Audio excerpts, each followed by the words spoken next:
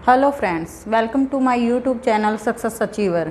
और आज मैं आपके सामने एक नई वीडियो के साथ हाजिर हूँ। हम कर रहे हैं टीचिंग एप्टीट्यूड।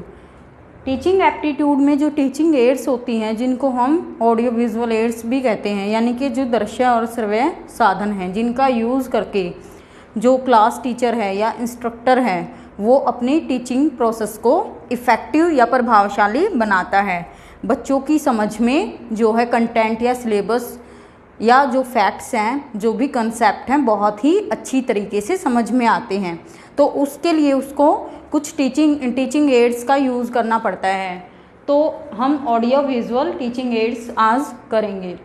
उसमें जो हमारे टीचिंग एड्स होते हैं वो जो हमारा कंटेंट मटेरियल होता है, जो भी टीचर पढ़ा रहा होता है, उसको बहुत ही रुचिकर बनाने के लिए, इंटरेस्टिंग बनाने के लिए, उसको इजी वे में करवाने के लिए, सुबोध मतलब जो सबकी समझ में आए, कॉम्प्रिहेंसिव हो और आपका टीचिंग प्रोसेस को स्टिमुलेट करे। यानी कि जब आप करवा रहे हो, जिस सिचुएशन में स्टिमुलेट होता है, जिस सिचुएशन में आप टीचिंग प्रोवाइड कर रहे हो, उसको इफ़ेक्टिव बनाए, उसको ऐसा बनाए कि भाई सामने वाला जो भी सुन रहा है, जो भी पढ़ रहा है, वो मोर मोटिवेटिंग फील करे।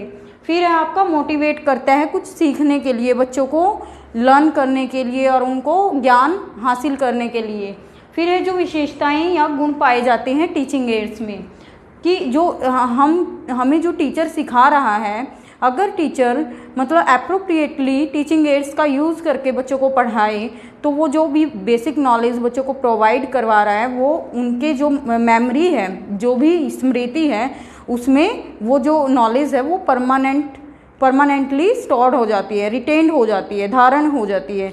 और जब भी उनको रिकॉल करना होता है वो ईजिली रिकॉल कर पाते हैं। लर्निंग बेस्ड नॉलेज सिर्फ ऐसा नहीं है क्रैम की हुई या मेमोराइज की हुई नॉलेज होती है। यहाँ पे जो भी नॉलेज होती है वो अंडरस्टैंडिंग से आती है, वो भी लर्निंग बेस्ड है। तो समय की बचत होती है। वैसे अगर टीचिंग लेक्चर मेथड का यूज़ करके आपको टीचर पढ़ाता जाए तो बहुत ज़्यादा टाइम आपका कंज्यूम हो जाता है। लेकिन अगर जैसे ब्लैक बोर्ड का यूज़ करे या फिर आपका और अदर जो टेक्निक्स हैं, जो भी अप्रोप्रिएट है उस सिचुएशन के अकॉर्डिंगली, बच्चों के मेंटल लेवल को देखते हुए, उनकी एज को, उनकी मैच्योरिटी को, उनका जो लर्निंग का लेवल है, उन सबको देखते हुए जो भी उसको टीचिंग एड अप्रोप्रिएट लगे, अगर वो उसका यूज़ करे तो उसका जो टाइम है वो बच जाता है। तो उसकी जो इंटरेस्ट के अकॉर्डिंगली यूज़ करना चाहिए। Attention seeking, as a teacher आप जो भी टीचिंग एड का यूज़ कर रहे हो टीचिंग प्रोसेस को इफ़ेक्टिव बनाने के लिए, वो आपका औरों की अटेंशन को लेने वाला होना चाहिए, अटेंशन सीकिंग होना चाहिए, ताकि दूसरों के ध्यान को आकर्षित करे। फिर है स्किल को डेवलप करता है, आप में जो निपुणताएं हैं उनको विकसित करता है। फिर है सेंसरी बेस्ड नॉलेज, यहाँ पे डायरेक्ट एक्सपीरियंस बच्चों को प्रोवाइड करवाए जाते हैं, जो कि आपका सेंसरी बेस्ड होता है, या तो आप सुनते हो या फिर आप देखते हो।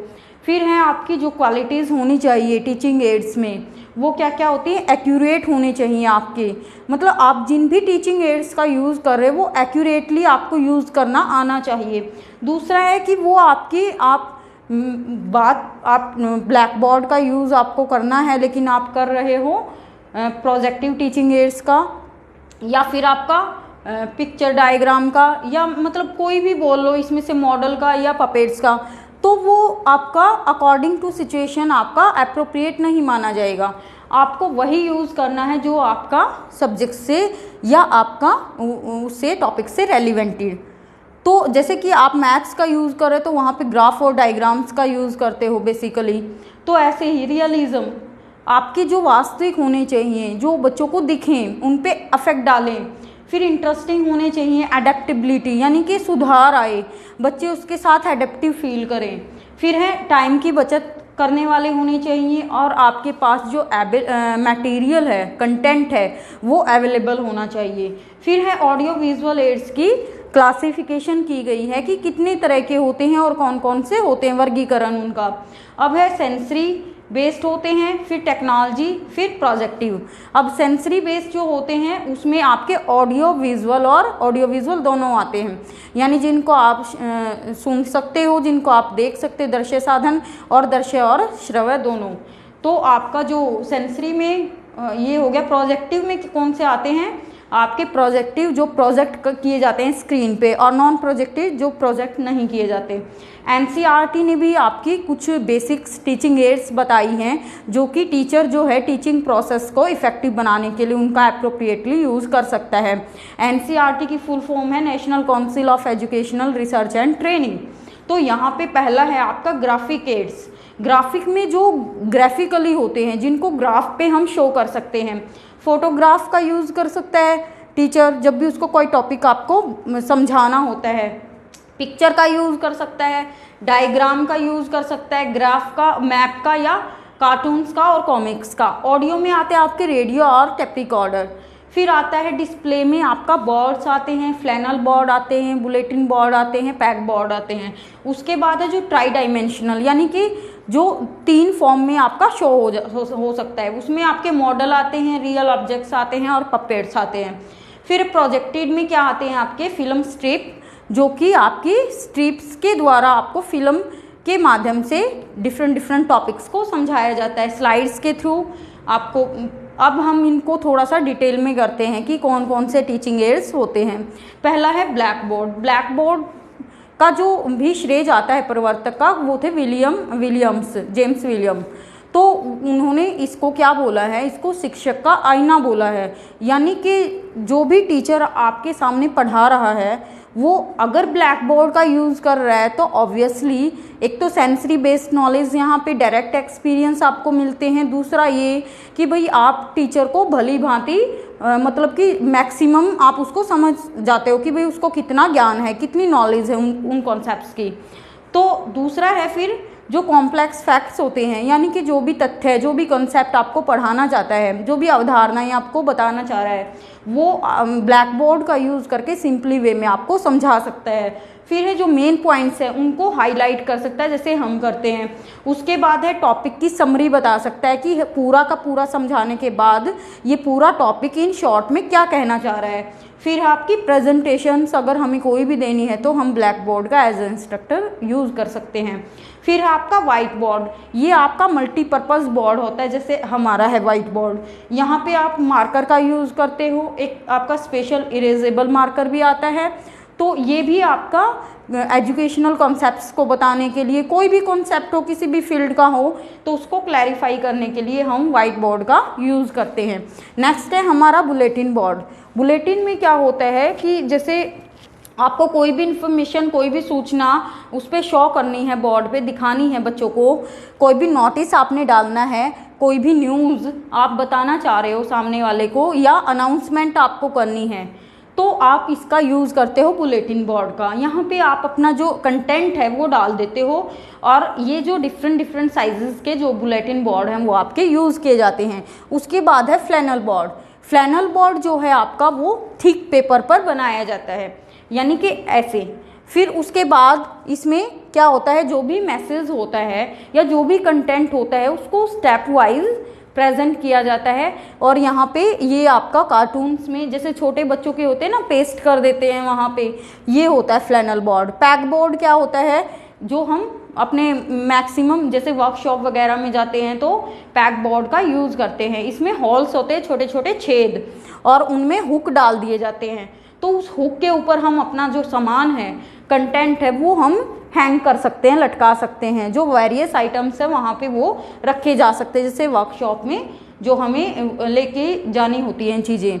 मॉडल में क्या होता है, ऐसी कोई भी चीज़, रियल ऑब्जेक्ट्स जो हम क्लास में नहीं लेके आ सकते, तो हम उसका एक नकल या एक जो इमिटेशन है वो चीज़ जो है टीचर बच्चों को समझाने के लिए क्लास में उसका यूज़ कर सकता है। तो जैसे कि अगर उसको अपने जो भी आपके भौगोलिक चेंजेस हैं उनको बताना है कि भाई ऐसे ऐसे, तो वो चीज़ों को ला तो नहीं सकता सामने, वो उनका एक वो बना के, उनका नकल बना के आपको दिखा सकता है। फिर है जैसे ओजोन छिद्र के बारे में भी बात करता है, तो वो चीज़। ऐसे ही स्लाइड्स होती हैं। स्लाइड्स में वो छोटे छोटे जीव जिनको आप नंगी आंखों से नहीं देख सकते, प्राणी, जंतु, कुछ भी बोल लीजिए, ये लैब में बेसिकली टीचर और इंस्ट्रक्टर और स्टूडेंट दोनों लैब में एक्सपेरिमेंट करते हैं, माइक्रोस्कोप का यूज़ करते हैं और स्लाइड्स तैयार करते हैं छोटी छोटी एक्सपेरिमेंट के थ्रू। दूसरी स्लाइड्स कौन सी होती है, जो पीपीटीज आप बनाते हो, यानी कि पावर पॉइंट प्रेजेंटेशन, जो बेसिकली आप प्रोजेक्शन का यूज़ करते हो। यहाँ पे आपकी एक स्लाइड आती है, फिर दूसरी स्लाइड आती है, फिर तीसरी आती है, आप इसमें अपना जो कंटेंट है वो लिखते हो और उसको प्रेजेंट करते हो। फिर है नेक्स्ट आपका फिल्म स्ट्रिप। फिल्म स्ट्रिप क्या होती हैं, एक तरीके की ये आपकी उसको ऐसे मतलब कि खींच के उसकी और आपको फिल्म के जरिए जो भी टीचर समझाना चाहता है वो समझा पाता है। जैसे कि कॉम्प्लेक्स फैक्ट्स को समझाना है, कुछ भी इन्वेंशन हो रही हैं, आविष्कार हो रहे हैं, कुछ भी डिस्कवरी खोज की जानी है, तो ये सारी फिल्म स्ट्रिप के माध्यम से, स्ट्रिप होता है ऐसे खींच के, वो धागा सा होता है ना, पर्दा ऐसे, तो वो फिल्म के जरिए आप देख सकते हो। फिर है चार्ट। जब आपके मॉडल अवेलेबल नहीं होते हैं तो टीचर किसका यूज़ करेगा, चार्ट का यूज़ बेसिकली अपने कॉन्सेप्ट्स को समझाने के लिए आपका चार्ट का यूज़ करेगा। चार्ट का भी आपका कलरफुल बना सकते हो चार्ट को, तो डिफरेंट टाइप्स के चार्ट आते हैं हमारे, इसके टाइप्स ऑफ चार्ट आता है। तो कौन कौन से हो सकते हैं, टाइम चार्ट बना सकते हैं हम, पाई चार्ट में आपका जैसे उसमें मैथ्स में यूज़ करते हैं ना पाई सर्कल में, वो ऐसे वाला। तो फिर आपका टेबुलर टेबल्स में भी आप चार्ट बना सकते हैं। फिर ट्री चार्ट बना सकते हैं, जैसे ट्री का होता है, उसकी शाखाएं होती हैं, उसका नीचे बेस होता है, जैसे कंसेप्ट को नीचे रख लिया, फिर उसकी डायमेंशंस को ऐसे ट्री चार्ट बना देना। फिर है आपका फ्लो चार्ट। फ्लो में क्या होता है, आप एक फ्लो बना देते हो पूरे के पूरे टॉपिक का। या पुल चार्ट, यहाँ पे चार्ट को आप खींचते हो और आपको चीज़ें एक के बाद एक जो है वो समझ में आ जाती हैं। ओवरले में भी नंबर ऑफ शीट्स का यूज़ किया जाता है, एक के बाद दूसरी शीट, दूसरी के बाद तीसरी। यहाँ पे टॉपिक को, कंटेंट को स्टेप वाइज टीचर जो है शो कर पाता है। फिर है पिक्चर का यूज़ कर सकता है और ग्राफ का यूज़ कर सकता है, जैसे मैथमेटिक्स डेटा को रिप्रेजेंट करने के लिए। नेक्स्ट है हमारा पोस्टर। पोस्टर में क्या होता है, पोस्टर मेकिंग में, कि एक बहुत बड़ा पोस्टर बना दिया जाता है पब्लिक में या स्टूडेंट में अवेयरनेस को क्रिएट करने के लिए, उनको किसी भी मुद्दे पर, किसी भी विषय में उनको अवेयर करने के लिए। नेक्स्ट है हमारा फ्लैश कार्ड्स। छोटी कक्षाओं में इसका ज़्यादा यूज़ किया जाता है, जो भी नंबर ऑफ कार्ड्स का यहाँ पे टीचर यूज़ करता है, ताकि उन कार्ड्स के माध्यम से बच्चों को शब्दों को जोड़ना, पिक्चर्स को जोड़ना सिखाया जा सके। नेक्स्ट है हमारा ग्लोब। यहाँ पे जो पृथ्वी है, अर्थ है, इतनी बड़ी है कि उसको हम ला नहीं सकते, तो यहाँ पे मॉडल उसका ग्लोब का जो है वो यूज़ किया जाता है। Spherical model of earth. Graph क्या होता है, ये भी आपका एक ग्राफ पे आप डेटा को रिप्रेजेंट करते हैं डायनेमिकली। कभी आपका ऐसे वाला ग्राफ बन जाता है, कभी आपका दूसरे वाला ग्राफ बन जाता है, तो ये भी मैथमेटिक्स में यूज़ किया जाता है। OHP ओवरहेड प्रोजेक्टर, इसमें जो है जो स्पीकर है उसके सिर के ऊपर लाइट रिफ्लेक्शन जो है स्क्रीन पर दिखाई देती है। बेसिकली जो भी प्रोजेक्टर है वो वहाँ पे आपकी ट्रांसपेरेंट शीट्स का यूज़ किया जाएगा। उसका जो प्रोजेक्टर का ग्लास है उस पर उन ड्राइंग्स को बना दिया जाता है ग्लास के ऊपर। फिर है उनके ऊपर जो है स्ट्रॉन्ग लाइट की जो किरणें हैं, रेज हैं, वो उसके ऊपर डाली जाती हैं और उन लाइट का जो रिफ्लेक्शन है, उन रेज का जो रिफ्लेक्शन है आपकी स्क्रीन पे दिखाई देगा और आप कोई भी टॉपिक इजीली बच्चों को पढ़ा पाओगे। तो वीडियो प्रोजेक्शन में आपका डिजिटल यूज़ किया जाता है, यानी कि ऑनलाइन का। और यहाँ पे क्या है, ये डेवलपमेंट या एक्सटेंशन के लिए है कि आप कितना और ज़्यादा बच्चों को इन डेप्थ में समझाना चाहते हो। ओपेक मटेरियल का, एपिडाइस्कोप का और एपिस्कोप का यूज़ करना। यहाँ पे जो है टीचर ओपेक मटेरियल को डिस्प्ले करता है, जिससे कि जो भी लीव्स हैं या फिर जो आपकी ड्राइंग्स हैं या पेजेस हैं। तो इसी के साथ हमारा ये टॉपिक ख़त्म होता है। अगर आपको वीडियो अच्छी लगे तो प्लीज़ शेयर करना, सब्सक्राइब करना और बेल आइकन को प्रेस करना, ताकि अदर नोटिफिकेशंस आप तक सबसे पहले जो है वो पहुंच पाए। मिलते हैं आपको अगली वीडियो में, तब तक के लिए बाय बाय।